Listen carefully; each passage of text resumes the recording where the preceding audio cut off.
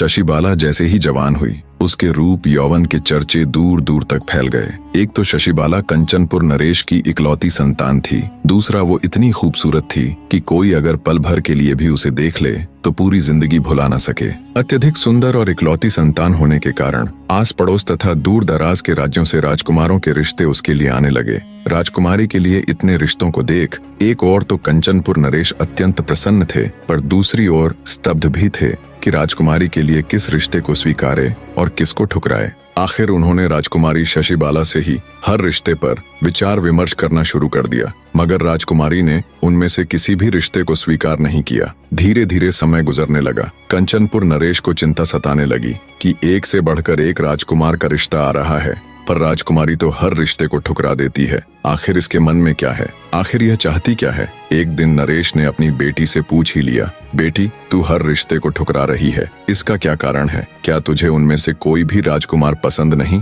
राजकुमारी शशिबाला बोली, नहीं पिताजी, इनमें कोई भी राजकुमार मेरे योग्य नहीं है। कंचनपुर नरेश थोड़ा चिंतित होता हुआ बोला, मगर बेटी, तुम्हारी नजर में योग्यता का मानदंड क्या है? राजकुमारी शशिबाला बोली, पिताजी, मैंने ऐसा तो कोई मानदंड नहीं बनाया, पर जिसके साथ मेरा विवाह हो उसमें कुछ तो विशेषता हो, कोई तो खूबी हो। बेटी की बात सुन। नरेश बोला, बेटी, क्यों न तुम विवाह के लिए आने वाले राजकुमारों की परीक्षा लेकर देखो। बिना परीक्षा के निर्णय लेना उचित नहीं। पिता की बात राजकुमारी शशिबाला को बिल्कुल उचित लगी। उसने हामी भरते हुए कहा, आप ठीक कह रहे हैं पिताजी, मैं आगे से ऐसा ही करूंगी। कुछ दिन बाद ही एक राजकुमार राजकुमारी के साथ विवाह का प्रस्ताव लेकर हाजिर हुआ। नौकरों ने उसे अच्छे से बिठाकर जलपान कराया और राजकुमारी शशिबाला को खबर कर दी। खबर मिलते ही राजकुमारी जब उसकी परीक्षा लेने के लिए आई तो राजकुमारी को जैसे ही राजकुमार ने देखा, वो स्तब्ध होकर उसकी सुंदरता को देखता रह गया। आते ही राजकुमारी ने भी एक नजर राजकुमार को देखा और बोली,